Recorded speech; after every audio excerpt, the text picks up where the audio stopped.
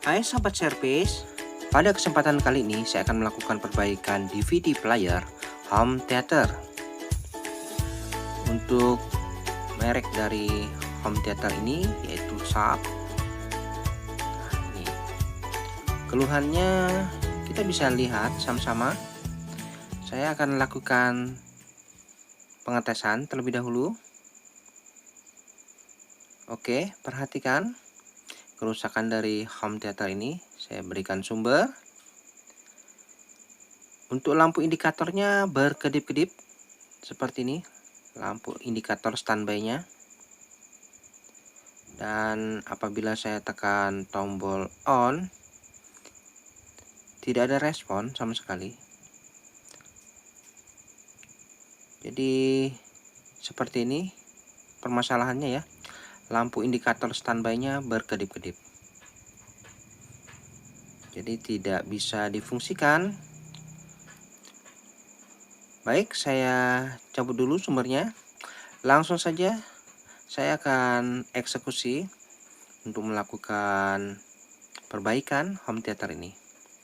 Yang mana sebelumnya kita harus lakukan pembongkaran.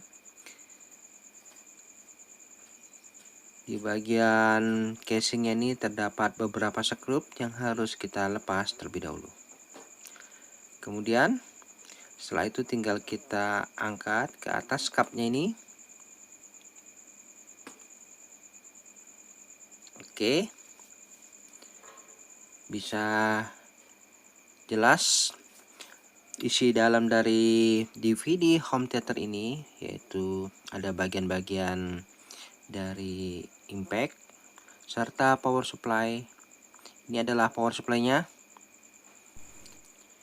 Oke, kita lihat dulu untuk modelnya di bagian bawah, yaitu HTCN 9900 DVW. Ini ya untuk modelnya. Kemudian yang pasti untuk kerusakan seperti ini dari gejala di bagian power supply yang bermasalah. Kemungkinan power supply-nya ini ngedrop.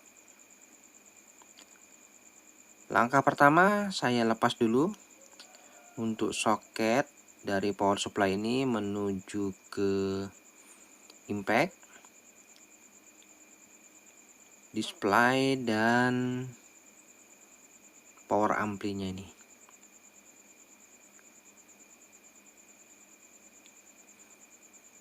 Oke, seluruh soket yang menuju ke sistem saya lepas dulu. Saya akan lepas blok power supply-nya ini. Saya akan cek bagaimana kondisi tegangannya ini, apakah normal.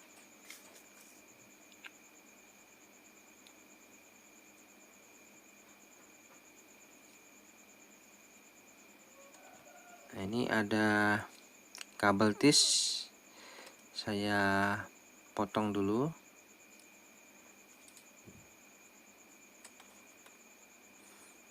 Oke, ini adalah power supply-nya. Saya akan lakukan pengecekan di bagian power supply-nya nih.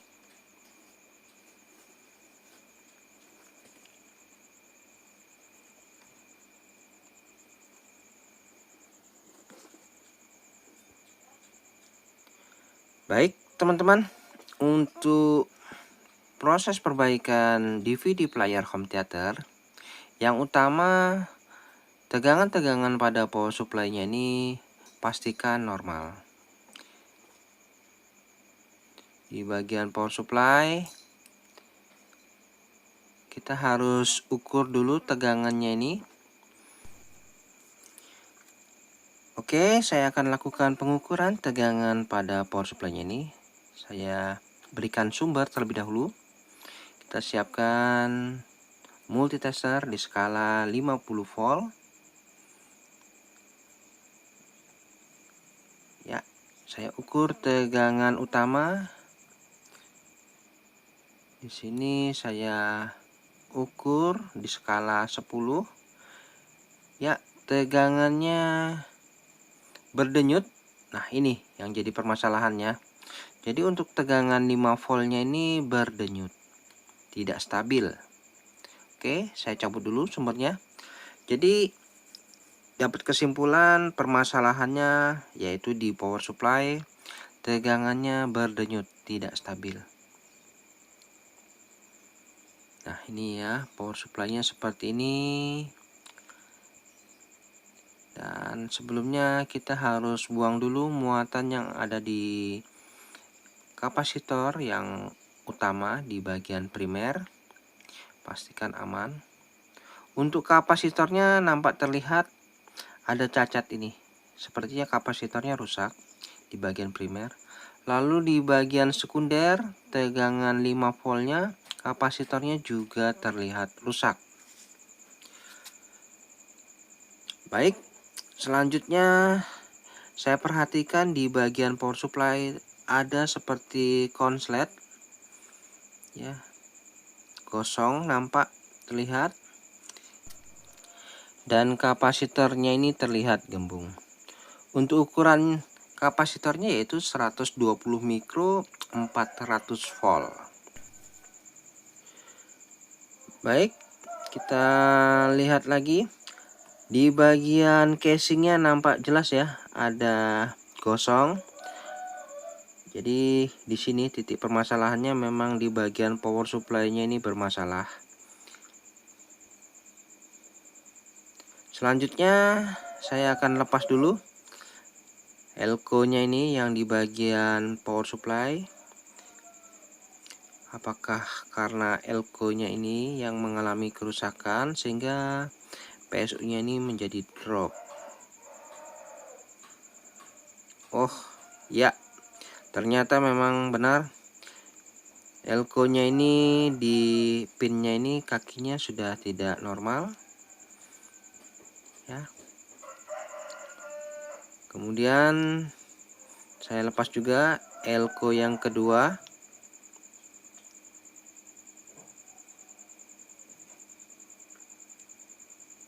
Nah, ini elko-nya saya lihat untuk pin kakinya juga nampak rusak ya. Ukurannya sama ini, 120 mikro 400 volt. Baik teman-teman, setelah saya lakukan pengecekan, elko di bagian sekunder sudah saya ganti dengan yang baru. Nah, ini yaitu ukurannya 1000 mikro 16 volt. Yang aslinya ini adalah 1000 mikro 10 volt. Saya ganti dengan elko 1000 mikro 16 volt. Nah, ini ya, sudah saya lakukan pergantian. Namun setelah saya amati, ada komponen lagi di bagian sekundernya, yaitu transistor SMD ini ternyata pecah ya. Oke, saya perjelas. Nah, ini adalah transistor penstabil untuk tegangan di bagian blok power ampli-nya ini. Nah, ini ya. Oke, jadi tegangan untuk power ampli-nya ini ternyata bermasalah. Jadi sangat rumit ini proses perbaikannya. Lalu saya amati di bagian soketnya untuk power ampli-nya ini tegangannya sebesar 35 volt. Nah, ini ya. Lalu di soket kedua, ini adalah soket yang menuju ke panel display. Tegangannya minus 26 dan 3,4 volt. Lalu di soket utama tegangan 12 volt dan 5,2 volt. Nah, jadi saya akan usahakan bagaimana caranya untuk mengatasi power supply yang mengalami kerusakan yang cukup parah ini. Bagaimana caranya supaya bisa berfungsi. mungkin saya akan lakukan modifikasi. Untuk melakukan modifikasi, saya memerlukan trafo 3 ampere dengan tegangan ada 30 volt, 25 volt, yang mana nanti saya gunakan 12 volt nanti untuk jalur yang menuju ke impact. Nah, ini trafonya 3 ampere. Lalu diperlukan tegangan lagi untuk panel displaynya. Ini masukannya bisa 220 dan 240. Tegangan panel displaynya nanti bisa kita gunakan 12 volt. Nah, seperti ini ya. Trafo 3 ampere non CT. Saya akan modifikasi untuk mengatasi power supply. Peletakannya bisa diletakkan di sini dan tidak terlalu besar sehingga muat pas ini. Mungkin apabila teman-teman ingin mengganti trafo yang lebih besar tidak masalah, namun permasalahannya peletakannya nanti yang sulit. Kemudian diperlukan adaptor yaitu 5 volt 2 ampere. Nah, ini untuk supply yang menuju ke impact diperlukan tegangan 5 volt. Nanti saya bongkar ya. Saya ambil isinya saja. Oke. Langsung saja saya akan lakukan modifikasi power supply yang saya anggap rusaknya cukup parah. Ini bisa dilakukan penambahan gajun namun sangat berisiko ya. Oke, untuk trafo switchingnya ini saya lepas dulu karena saya akan mengambil jalur pinnya ini untuk memberikan supply ke bagian sekundernya ini. Langkah pertama saya lepas dulu ya trafo switchingnya ini. Namun apabila teman-teman tidak ingin melepas trafo switchingnya ini, boleh, namun harus memotong jalurnya agar tidak terjadi tegangan balik.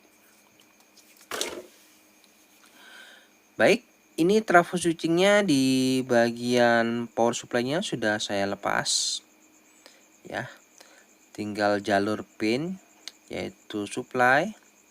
Lalu trafo switching yang untuk tegangan power ampli 35 volt ini saya akan lepas juga karena ini saya anggap sudah rusak karena ada transistor yang rusak di bagian autocouplernya sehingga sangat sulit untuk melihat berapa angka transistornya itu.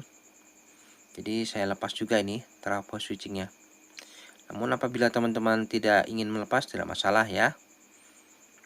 Yang pasti jalurnya yang menuju ke trafo switching ini harus diputus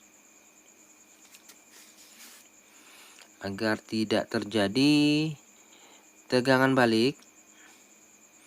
Ini kabel positif saya lepas, kemudian kabel negatifnya saya lepas. Untuk trafo switchingnya juga saya lepas.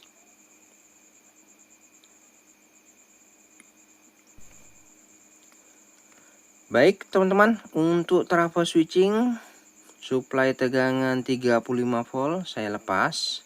Lalu trafo switching tegangan 12 volt serta minus 26 volt juga saya lepas. Nah, seperti ini ya, kondisinya sudah tidak ada trafo switching. Lalu saya akan siapkan adaptor 5 volt. Saya akan mulai melakukan proses perakitan.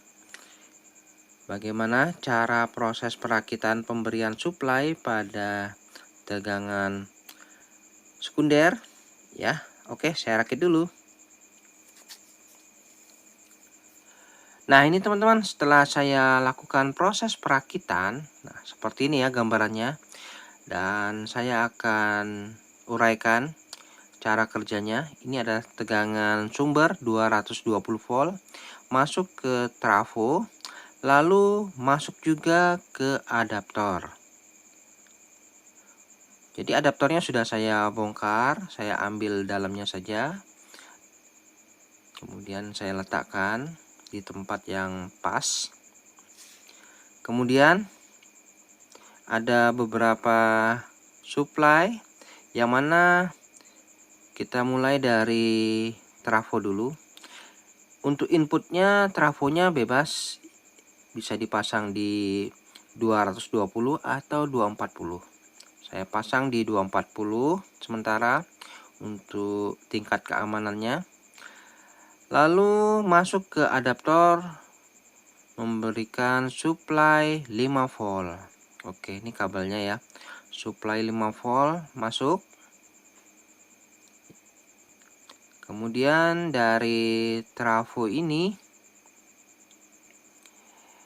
mengeluarkan tegangan yaitu 12 volt. Oke, ini ya. 12 volt. Ini jalurnya menuju panel display. Yang mana tegangan 12 volt ini akan diubah menjadi 3,5 volt atau 4 volt ya. Nah, ini. Lalu dari trafo mengeluarkan juga tegangan. Di sini saya ambil 20 volt. Nah, 20 volt ini akan diubah menjadi tegangan minus 26 volt, yaitu menuju panel display. Kemudian ada tegangan 12 volt. 12 volt ini yang menuju ke impact untuk menggerakkan loader, masuk juga. Selanjutnya untuk tegangan 35 volt yang menuju ke power ampli, ini yaitu saya pasang di pin 30, mendapatkan negatif. Nah, ini ya, jadi positif negatif sebesar 35 volt. Negatifnya jadi 1. Nah, seperti itu gambarannya. Jadi setelah saya lakukan proses modifikasi ini, kita jangan langsung dipasang ke soket utama. Namun ada baiknya kita pastikan dulu apakah tegangan outnya ini sudah sesuai. Ya, ini tegangan 35 volt. Kita pastikan. Kemudian tegangan minus 26 volt dan 3,5 volt ke display. Lalu tegangan 5,2 volt dan 12 volt yaitu menuju ke impact. Oke, saya akan pastikan dulu. Saya ukur tegangannya. Saya siapkan multitester. Ya. Jadi sebelum dipasang ke impact serta blok power supply, pastikan tegangannya ini normal. Oke, saya berikan sumber terlebih dahulu. Ya, kita akan mulai melakukan proses pengukuran. Untuk tegangan 35 volt, saya ukur di skala 50 volt multitester. Lihat, tegangannya menunjukkan di 35 volt kurang lebih ya. Oke, normal. Kemudian untuk panel displaynya saya ukur tegangan minus 26 volt atau 25 volt ya, harus normal. Oke, tegangannya minus 25 volt normal.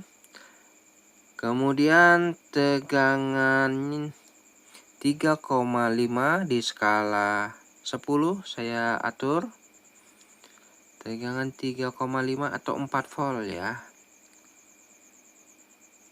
Oke, di sini menunjukkan kurang lebih 3,9 atau 4. Ya. Oke, normal ya. Hadir. Lalu lanjut lagi tegangan 5 volt. Nah, ini tegangan 5 volt. Coba.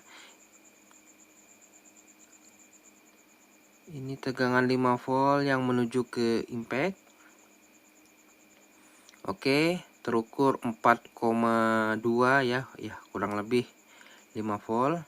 Lalu di skala 50 volt untuk mengukur tegangan 12 volt. Ya, tegangan 12 volt juga hadir. Artinya mantap ini ya, power supply-nya tegangannya sudah normal.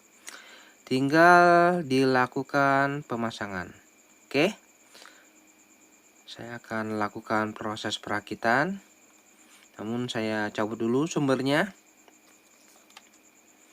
Tinggal dilakukan pemasangan pada unit ya. Baik, jadi kesimpulannya untuk trafo switchingnya ini sudah saya gantikan perannya menjadi trafo current. Lalu trafonya nanti saya pasangkan di sini, mungkin saya bisa ikat saja supaya tidak lepas. Baik, saya akan lakukan perakitan terlebih dahulu. Nah, ini teman-teman, setelah saya rakit seperti ini hasilnya. Untuk trafonya saya ikat, sudah tidak goyang. Power supply-nya sudah saya sekrup kembali. Saatnya saya lakukan pengetesan.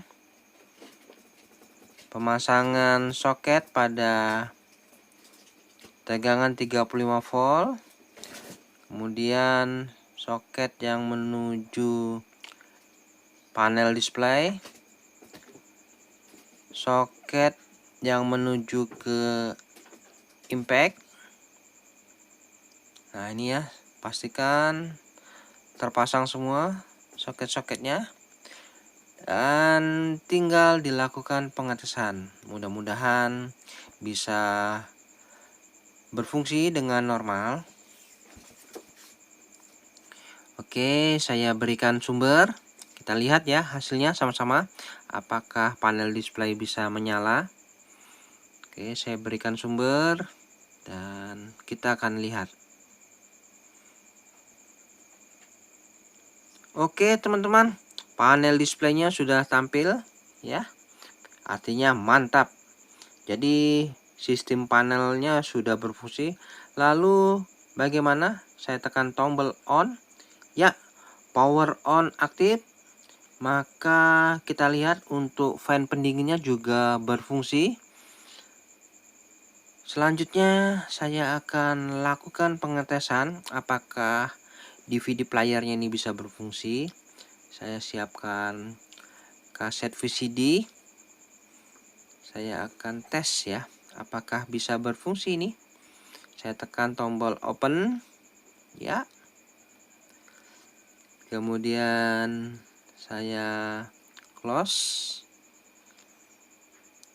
Kita tunggu proses reading.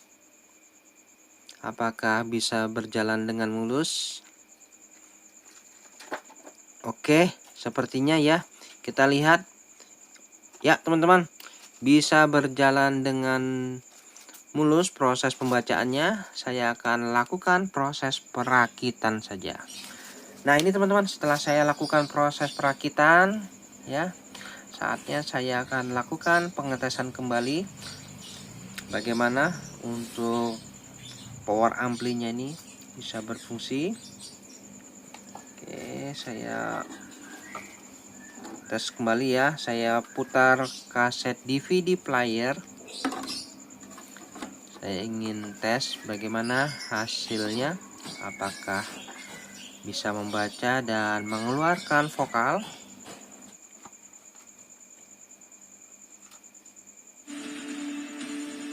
Oke, teman-teman ya. Mantap ya, terdengar sudah vokalnya dan volume juga berfungsi semua. Baik teman-teman, sampai di sini dulu perjumpaan video saya, dan kita akan ketemu lagi pada video-video saya selanjutnya. Sampai jumpa.